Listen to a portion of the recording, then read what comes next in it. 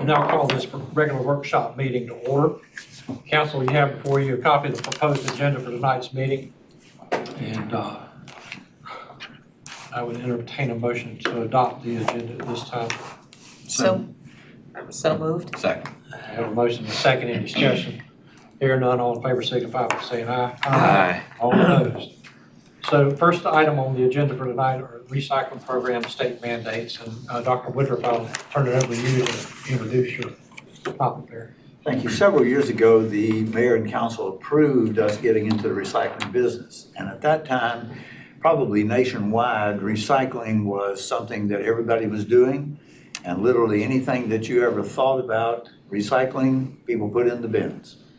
We've been through the transition though, and over the last several years, you'll recall that Kerry brought to us a proposal to substantially downsize and restrict the units that were going into the recycling.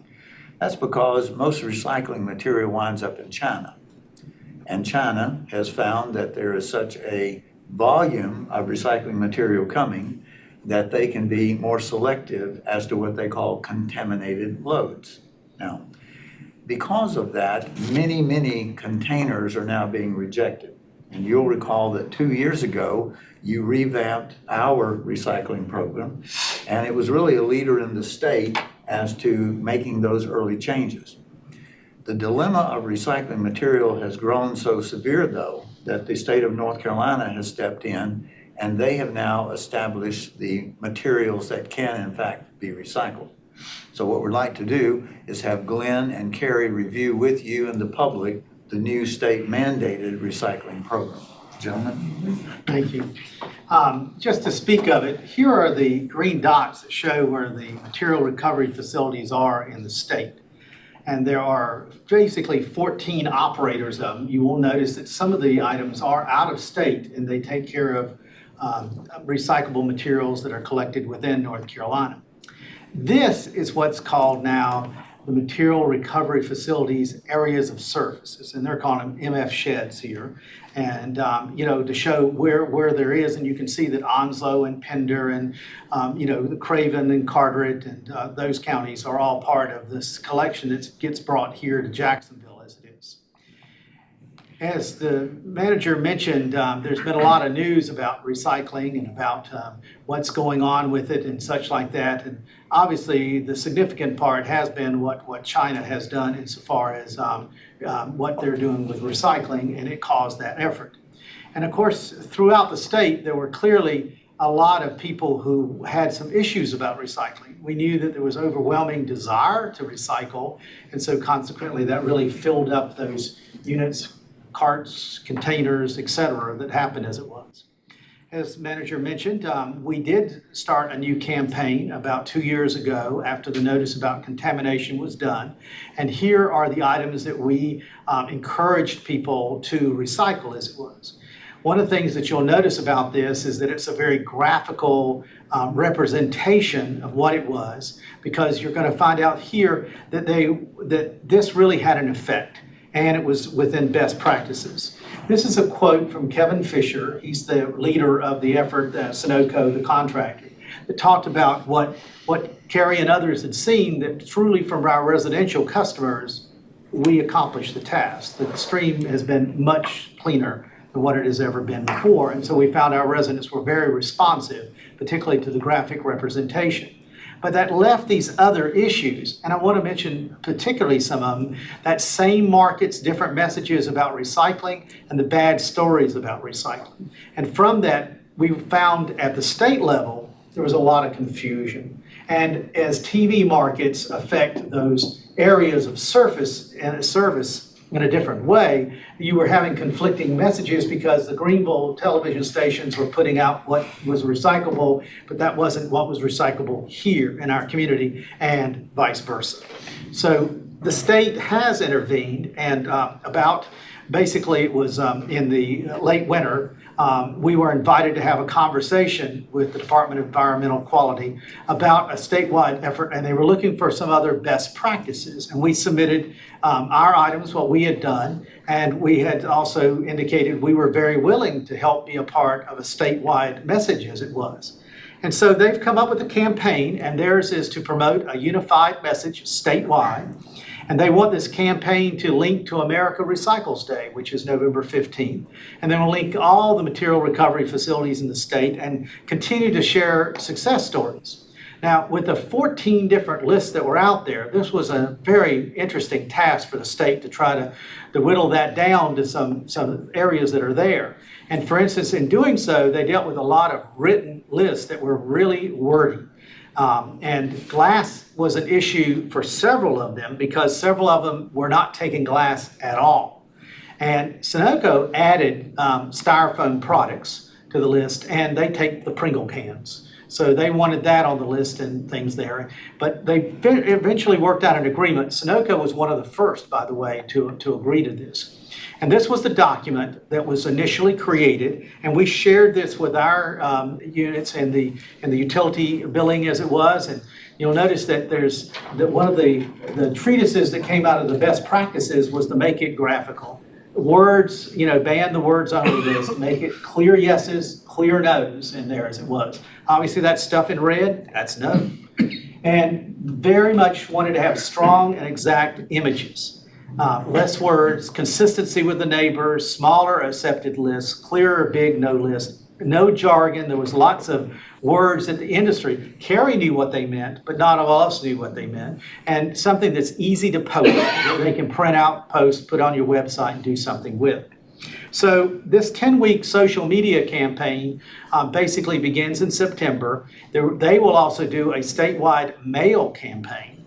And they're going to really work on the informational item about know your no's and to get smart, determining whether you put it in our regular trash containers or whether you put it in the recycle containers or toss it. And the messaging is going to be very much clear. They very much want us to create consistent educator because a lot of the larger communities have full-time people who do recycling and garbage education and sanitation education to repeat this message. Repetition, has a real value, we know. And the unified message is a value here to where we are. So we have already done the utility bill insert. We jumped ahead of them way far. And the print ad, we did one of those for our campaign around the 4th of July. We thought that was a good time to do it for that. But we like the idea of September because we all know we're very affected by PCS here. And so the people will really, as the people are still moving in, be able to find this new message as they are new residents to our community. And we'll be providing facts and handouts. We did that as part of National Night Out. And social media basically begins next week. There'll be some announcement. The campaign site comes live on Thursday, and we'll move from there. They're producing more materials, and we like that. Direct mailers and all these other items that they're putting together, some of them very targeted for the areas. And they're also doing some language customization. They're doing some because, as mentioned, while there's a statewide message, there are some nuances across the state, particularly for those that don't take glass. So they want to obviously create that message as it was. And the state is buying print ads in some statewide magazines and in some influential newspapers that have wide distribution. For you folks, they've created some commentary that you might want to look at as recycling has produced some real pinch points for some in the state. Some people are finding themselves having to defend recycle. And if you might remember, the Craven County Commissioners were no longer going to pick recycling up, and there was such a backlash that they reversed that decision. And so the glass recycling one, we don't have to worry about that one, but obviously having some words to be said might be a good thing for all of us to look at as it was. And that what to put where, these are kind of items that are going to be available for us to put on our residential containers and to go from there. And this is the year we do our publication on Jacksonville 101. We previously called it our Living in Jacksonville Benefits. And so we'll really make this a part of that. We will have we're seeking more input for our garbage and recycling piece and want your feedback. And we'll be pushing out that messaging with web, social, and other items there and other documents as needed. We're going to be doing presentations before the Environmental Appearance Advisory Committee. Kerry has already gone over this with them.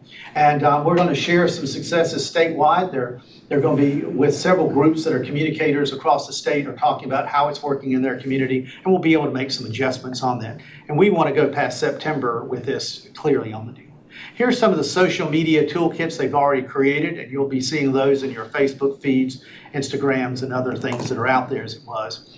And here's the items that you can print out and post as it was.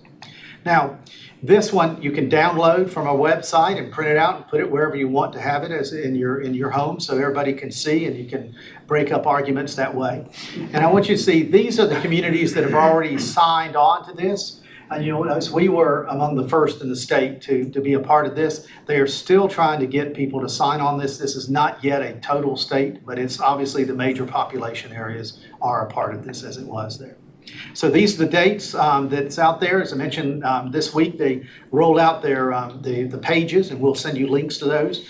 And the packets, the end of August that we go, and the campaign launches September 9th as it was.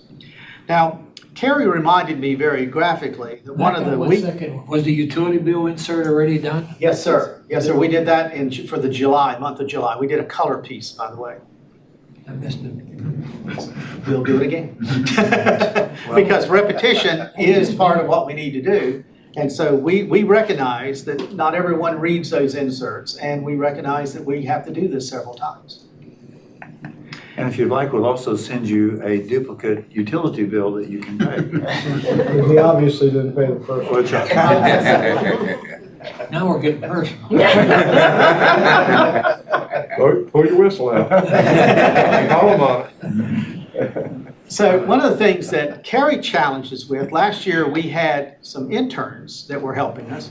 And Kerry worked with them to find out what things we could do to improve the recycling that comes in through the commercial project. Well, this was a multi-headed monster that was dealt with at that time. But these young people, they went to the dumpsters and looked in them, and they talked to the people inside at they targeted restaurants.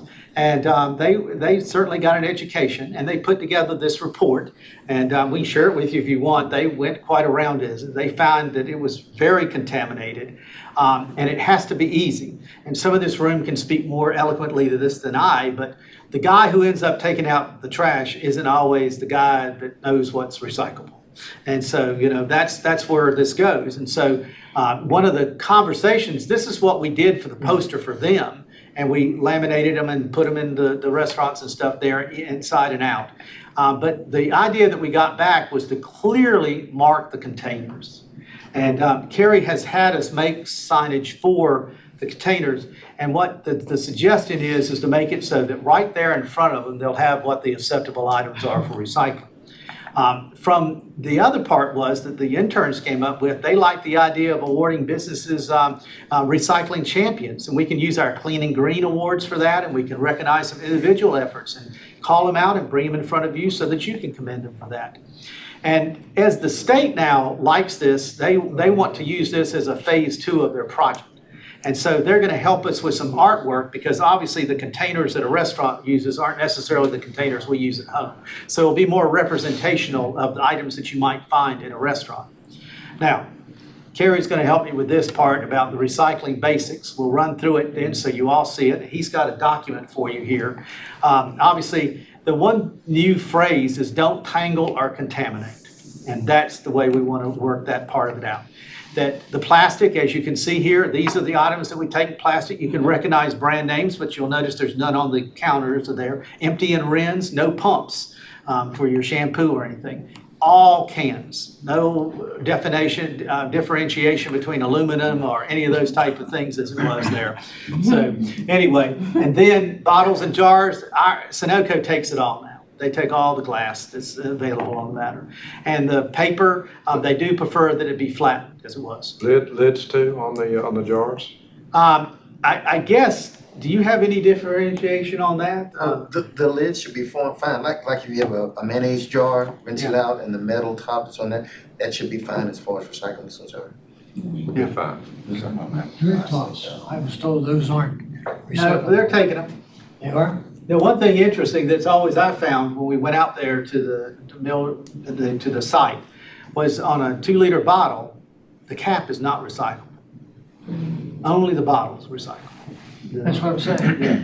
So, but they take it. It just unfortunately ends up in what we have is throw out. Yeah, what we would prefer for the public and for all of us is, when you finish the bottle, do not recycle the cap. It winds up, if it winds up at the recycling center, it winds up being hauled to the landfill. So take the bottle and recycle it. If, again, for example, at lunchtime today, I had my standard 2 hot dogs, and when I finished the pickle relish jar, I rinsed out the glass jar, put it in recycling. It had a metal a metal top to the jars. That's recyclable. But on the other hand, if I was to have had a Coca-Cola, I can recycle the bottle, but not the top. Yes, sir. And we're not telling everybody that because they don't want to be anything to impede them on that. You'll see here in the paper cartons and cardboard. And by the way, if you go over, 3 counties over, you're not going to see that snack chips container in their artwork. It's just subtle little changes like that because Sunoco takes that. In fact, Sunoco is the largest manufacturer of rolled cardboard containers in the world. So, and these are the red ones. Yes, ma'am. I have a question. What about wire hangers? Nope, that's a tangler. Okay, gotcha. Yep, Okay. that's a tangler. And when you go out there, and I'm sure Carrie will take anybody who wants to go out there, you will see why. Those things that are moving constantly, that's like, remember they told us they take Christmas lights one year? Man, they stopped that. That was stopping all the machinery and everything on the deal. So these are the things they don't take. And, a lot of them are like food tainted items, in which the manager like to poke at a certain restaurateur on this. Pizza boxes with drippings in them. And, styrofoam, peanuts, so any of those type of things there, no go. Carrie, what would you like to add to that? I'd just like the council to know, I think this should be a really easy transition for our residential customers, simply because we were proactive 2 years ago in starting to cleaning up our recycling waste stream. As you noted, Mr. Fisher said that our residential waste stream has been cleaner than it has been. And he was sending me, or at one time they were sending me pictures of the contaminated materials that we dropped at the landfill, but they no longer do that anymore. Our biggest challenge is going to be, again, on the commercial side and trying to educate the commercial businesses as far as recycling is concerned. And one of the major problems, I think the interns realize is that sometimes the person that runs the restaurant or runs the store is not the one that makes the decision about whether or not they recycle or don't recycle. So that is a big challenge. We have increased commercial recycling as far as our dumpster recycling is concerned. So we look forward to trying to clean up that commercial recycling waste stream. There are going to be a lot of challenges for the city of Jacksonville and decisions that council need to make when our contract with Sunoco expires.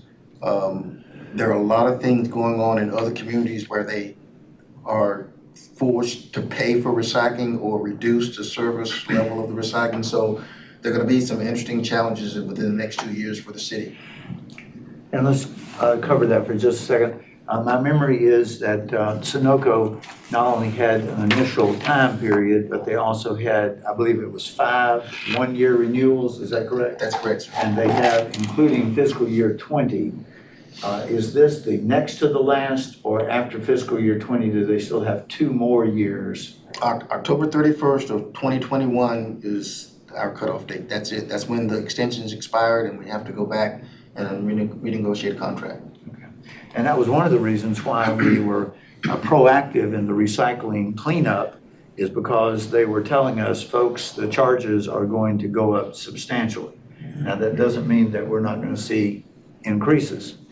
But on the other hand, I think that they will tell you, as you've seen on the presentation, they're very pleased with what we have done.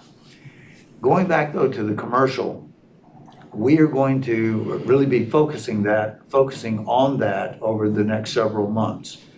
One of the reasons why, again, and Mr. Lazara knows how this works, when the garbage container is full, The person taking it out is gonna put it somewhere. I can tell you that downtown, without mentioning specific businesses, I see garbage being placed by citizens in the recycling areas. I see garbage by workers coming out from restaurants or other service areas, and they're putting garbage in the recycling bin. That contaminates that entire truck. And what happens is when we dump it at the recycling center and they reject it, then there is a cost for us moving that over to the landfill. Many communities have substantially restricted commercial recycling to cardboard and glass. And you have probably seen, especially those of you who are in the business world, you have seen the cardboard recycling container.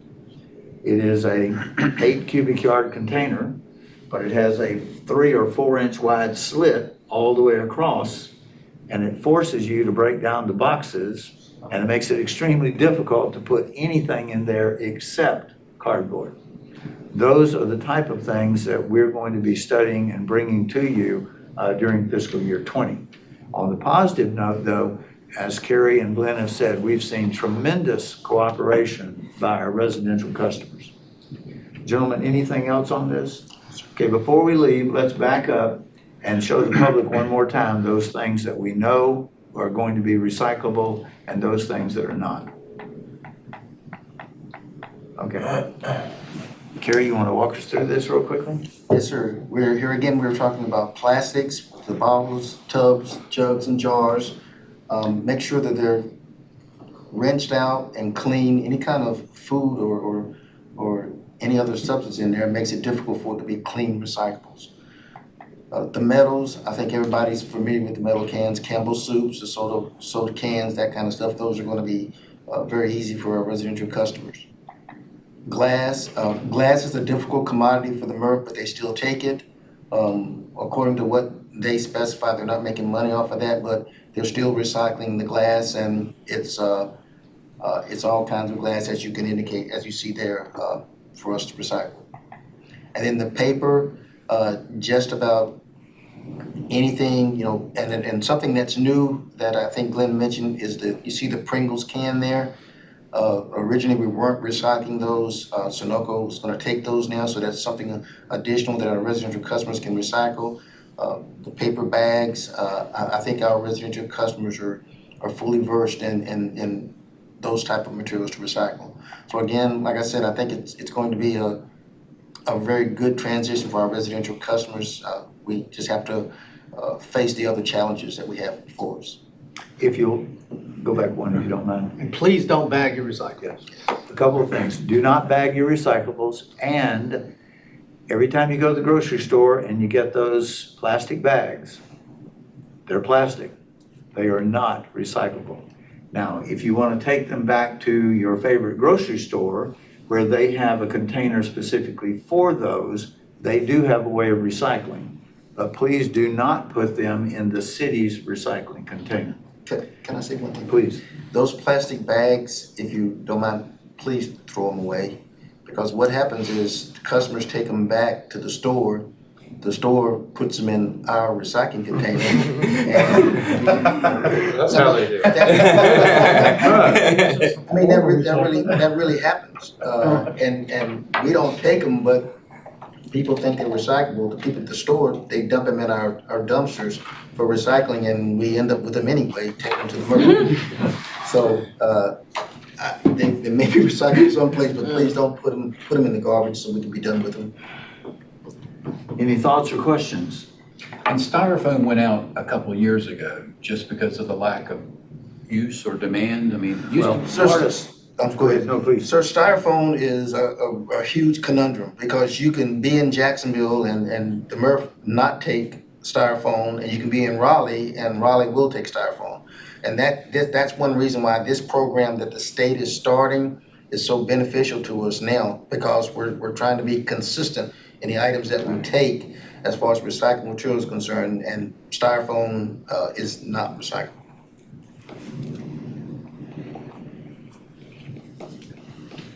Gentlemen, thank you. Well done. Thank you, Gary, thank you, Glenn. Anthony? In June, we discussed with you a program that would allow one of the local electrical companies to use our fiber optics. At that time, Mr. Warden and the rest of the council asked us to come up with a policy so that we would make sure that we were not putting the city in a position of selling out our future needs. So Anthony's done a great job of leading this, so discuss our draft policy. Thank you, sir. Yeah, good evening, Mayor and Council. Thank you for the opportunity to be here.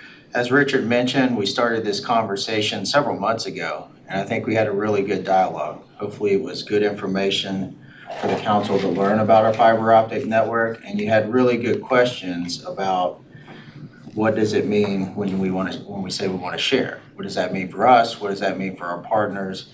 And hopefully I had good answers at the time. But really, I think a majority of what we're going to talk about is, of course, related to the policy, but I want to really get to some of the poignant questions that you had and provide some additional information and how this policy addresses those particular concerns. So before we get into that, just wanted to mention that as with any policy that we adopt as a city, the policy itself or the disposition of the city council on a particular item is in fact set by the council. Partnered with that are a set of procedures that the city manager uses to implement that policy on behalf of the council. So we're going to talk about both of those, but I just wanted to make sure that differentiation was clear before we move forward. The purpose here, and it's a lot of words, but to establish a uniform and comprehensive approach for the city to consider and potentially engage in the sharing of fiber optic cable communication infrastructure for the benefit of the city and the community at large. And yes, I do like long sentences, evidently. But I want to make 2 points on this particular slide. The first one is related to a concern regarding, are we going to have enough capacity? Are we consulting with everyone within the city government related to the need, the future need, the existing need, et cetera? The purpose of this policy is to set up the guidance as well as the procedure by which we know that we are bringing good information to the city council when we're asking you to make a decision, okay? And there was also a question of equity. Are we going to treat, say, Jones Onslow the same as we might treat another community partner? And the purpose, again, of this policy is to make sure that we do that. John has the word what? Consistency. That's exactly right. So that's one of the things that we're furthering here. The other key point is that in order to do this, there has to be some element of benefit to the city as well as the community at large. We put a lot of money and we put a lot of effort into building this system. And so we don't just want to give it away because it's there. We certainly want the benefit to city. We want the city to benefit from future partnerships, whether it be from financial contribution or whether it be in other ways, like we didn't spend a whole lot of time talking about it, but in partnering with Jones Onslow, there might be a way for us to work with them to utilize our fiber network to do what's called remote metering. That's the primary reason that Jones Onslow was interested in fiber. If we're able to piggyback off of their system, we could potentially explore that in some of their areas as well. So the benefit not only is to the community at large with having a more robust electrical service, but then also potentially to the city if we can in fact look at remote metering, saving cost, added reliability and accuracy. So moving forward into the policy here, in essence, we're looking to share fiber where appropriate given the following guiding principles. And again, this is kind of distilled from the conversation that we had with the council several months ago. So these points reflect back to a number of the questions that you had. First and foremost, this is not a commercial broadband service. We are not Spectrum, we are not Charter, we do not provide data to the home. And we'll talk about who we're actually intending to partner with here in a minute. But from a cybersecurity perspective and from a liability perspective, we are not providing any data. We're simply providing that glass tube that a potential partner could connect to on both ends to communicate their data, okay? We always want to do things in accordance with state and federal law, goes without saying, and only where capacity exists. And I think Mr. Warden made this point at our last discussion, the fact that capacity today is one thing, but we've also got to anticipate the capacity demands for the future. And we'll talk about how we're going to kind of control for that procedurally here in just a few minutes, but that is something that the staff needs to report to the council on before a decision is made. Last thing we want to do is to partner away all of our resources and then find out that we need to run a new cable or so on and so forth. Improve customer service goes without saying. The Jones Onslow example was a good one there. But then also reduce costs. So think about if Jones Onslow had to run all that length of fiber all over town. There's a huge capital investment with that. That certainly drives up the cost for the consumer. But then there's also what I'll call a visual aspect of it, which I think that we're concerned about as a community. If every single one of our potential partners is running a cable where we have cables, particularly where we have capacity, that's just a lot of lines in the air. And I think that we'll probably all agree that if we could put the utilities underground, we certainly would, but we probably do not want to continue to contribute to that visual clutter on all of our major roadway corridors. The policy can only be approved or amended by the council. Makes sense, that's the way all of our policies are. We also always include clauses for termination, both convenience and for cause. That goes both ways. So we have the ability to terminate and then our partners do as well. We're dealing with technology, so we didn't want to go with, say, a 10-year or longer type of arrangement. Maximum is 5 years, but the intent is to build in renewals. Both of us, if we end up partnering, are going to end up with a lot of effort into making those connections.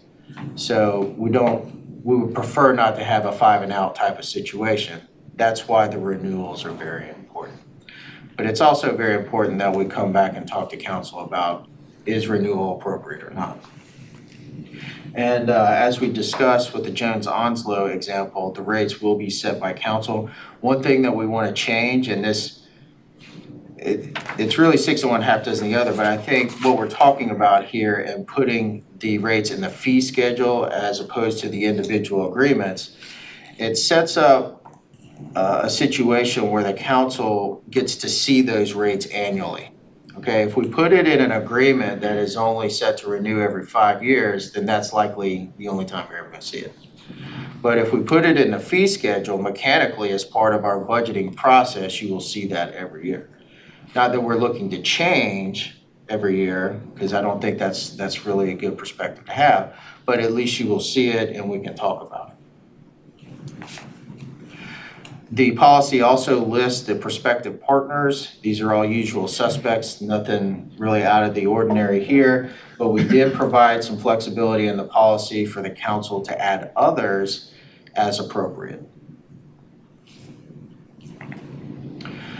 So again, the policy is intended to kind of set the council's disposition as to, do we want to share or not, and under what conditions do we want to share. But the policy also kind of points to how we might manage this procedurally as well. And this is a perfect example where the policy requires that the city manager establish a fiber stakeholders group, okay? And the intent there is to set up an internal group of technical experts to oversee the system day in and day out. The way it's written, they would be required to meet quarterly and review various things. But in all reality, we're doing this already. The policy will just make it more formal, and it'll add some additional folks to the stakeholder group that we don't currently have. So if you look at the membership there, transportation and IT, we're essentially the service providers. We're the ones that create and maintain the network. But then media services and public services, those are 2 of the largest consumers. So we have perspectives from both sides of the system. And then, of course, city manager's office, we have that in there so that Ron will have another meeting to go to, right? Any questions about the stakeholders group? Okay. One thing I should point out is that this is not the end-all be-all group of folks that will ultimately oversee the system. Periodically, we will bring in others as needed. For instance, finance will be key when we start talking about the potential for future agreements. We will bring others in as needed based upon the circumstance and the technical expertise needed. So moving into procedure, we're going to go through this step by step, but in general, this is crafted after pretty much everything that we do procedurally to present something to council. This is a very familiar process to us, and so the question was, why change it, right? We just adapted it to this particular circumstance. One thing that we are changing in total that has been a little bit, what's the word? It hasn't been very regimented. That's not the right word either, but I'll move on. We're getting requests in through a variety of places in the organization. Okay, standardize is the word I'm looking for. So we want to standardize, in fact, how that occurs, because we don't want something to initiate through ITS or through transportation without it going through the process itself. So the way that the procedure is written is that written requests for future partnerships need to come in through the city manager's office. Once a manager has adequate information, then he will pass it to the staff for review. We'll staff it with the fiber users group or the stakeholders group to make sure that we're looking at it from all perspectives. If it's favorable and the recommendation to the manager is positive, there will very, very likely be an initial council review. It's not to say that that is required, but that is very likely something that we would do in most cases. The reason is because we want to get feedback from council before we put effort into drafting an agreement. Now, the only condition that I can see where the city manager may not take that step and just move to drafting an agreement is, say, if we want to make some very minor adjustments to an existing agreement. Say Jones Onslow, instead of 12.3 miles of fiber, they want to lease 12.7. That's probably of very little consequence to the city council, and so skipping that step makes sense. Ultimately, we want to end up with final council review. If it's favorable, then we'll have an executed agreement. If not, then we'll move on and we'll notify the requesting party. But again, 5-year update cycle, that will be built in so that it'll come back to staff review every 5 years, and it'll go through the process. Any questions about that? So as far as next steps go, you have not seen the policy or the procedures yet. That was intentional. I want to give you an update, some context before we just send it out for the council to see. That will happen shortly after this meeting. Barring any red flags from what you've seen tonight or what you read in the next few days, we would like to see this on the council agenda September 4. If the council sees favorably on that night, then we would move forward with amending the fee schedule sometime in October or November. Kind of as a separate update, we are working with Jones Onslow right now to implement the agreement that was approved by council in June, moving very diligently on that. And I think it's in our best interest to kind of lock in the policy and procedures sooner rather than later, because there are other partners out there who are interested. But we have asked that those requests wait until we establish the policy and procedure. How are they aware that we have capacity? Jones Onslow? Anybody, really? Well, the IT community, and I'm not in the IT community, but I'm going to speak from what I know. The IT community in Onslow County is pretty close, and so there's a lot of cross communication there. From the Jones Onslow perspective, we had quarterly meetings with them regarding streetlights and a variety of other electrical issues that we have. It did come up at one of those regular meetings that we have a fiber network, and they were interested in learning more. So, I mean, it's hard to say any one way, but it just kind of evolves. We've also talked about it at some of our meetings in regards to the Fiber Act in North Carolina, where our city sits in terms of infrastructure. So, I mean, it's probably pretty common knowledge that we've got a pretty good network system. Well, also the years of ITS updates, you know, we ended up with this system because of the signal system project. And so over the years, ever since, I don't know, it probably goes back as far as 2012, there've been periodic updates. I think at this point, it's pretty common knowledge. What's the ONWASA request? I don't know the specifics, but I know that they are looking to get better communication back to their headquarters on Georgetown Road. What, from their plants?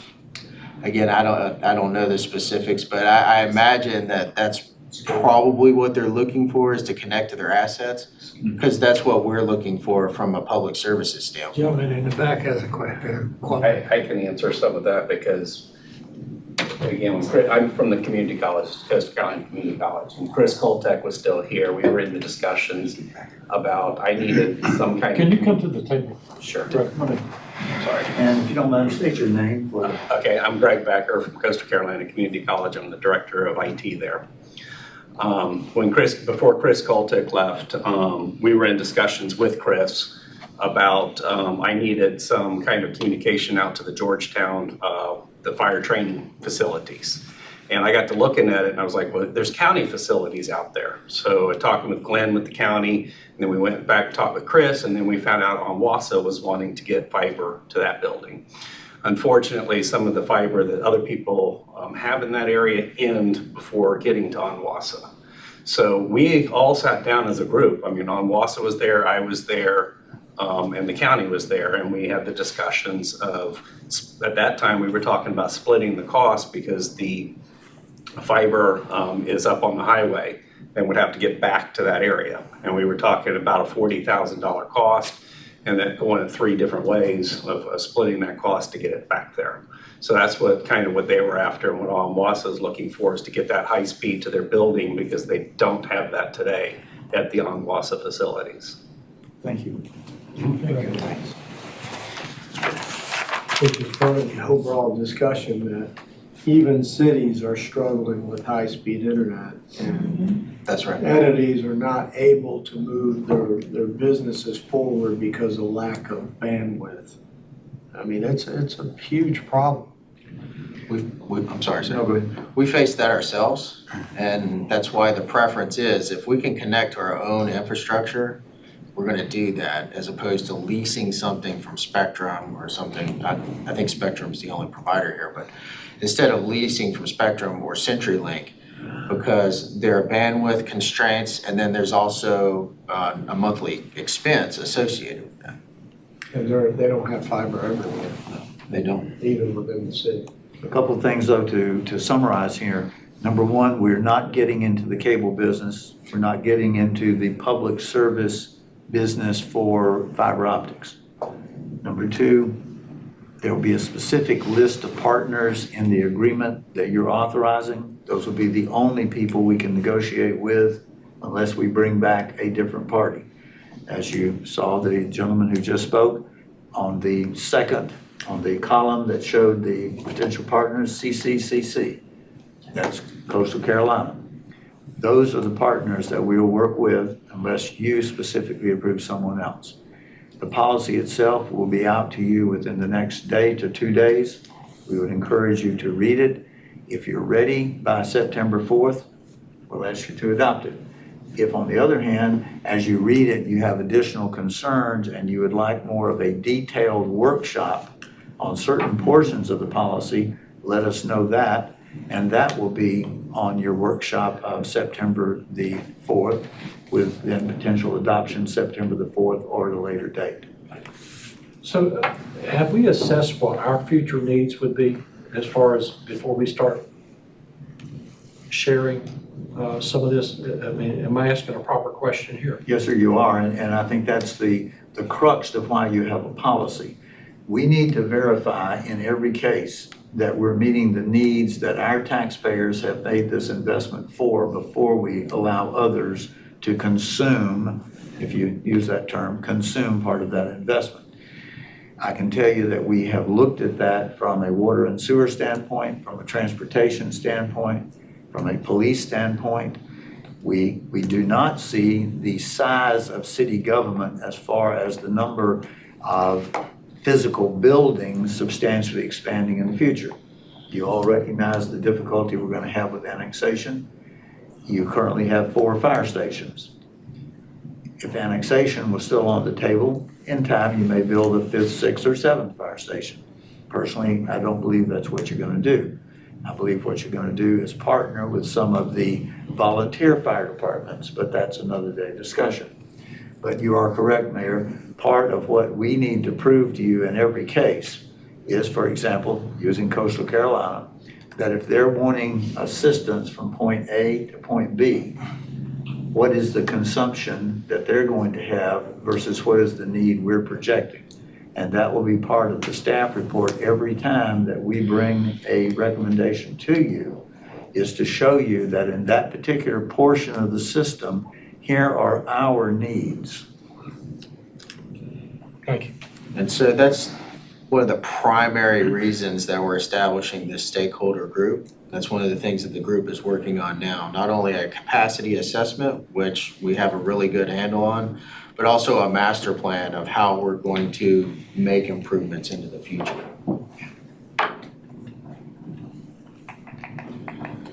Any other thoughts or questions? I just was wondering if there was an entity that was not on our list that wanted a similar type service. You mentioned Spectrum and CenturyLink. Could that be the only 2 alternatives possible to them at this point in time, or are there other private entities looking at providing this type of thing? Well, if you look at it from, so for the consumer, like at home, yes, those are the ones that are available to them.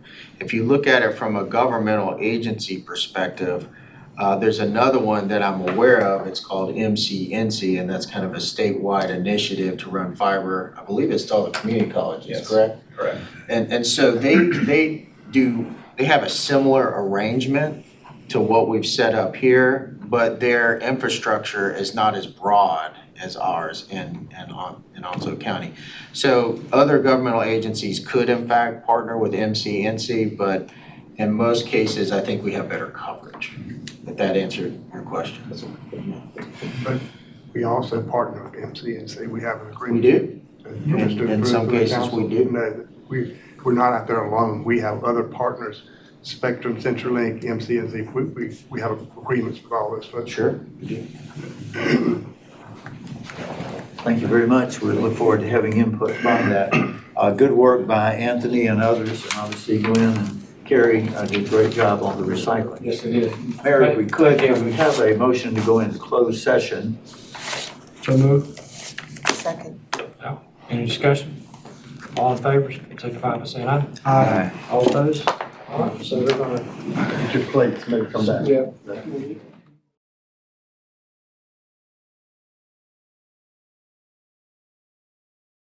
All right, we're going to go back into our workshop session here.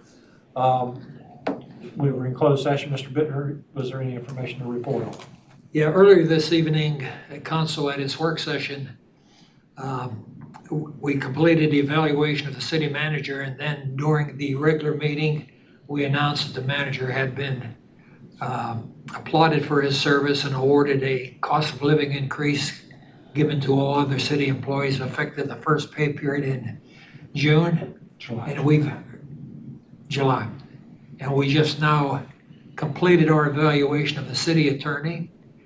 And to a council person, unanimous, we find the attorney's service to the city commendable and have provided a salary increase for him in the same amount as the manager, effective July 2. So does that have to be a motion there or not? That's just going to be reported, right? We didn't agree to it.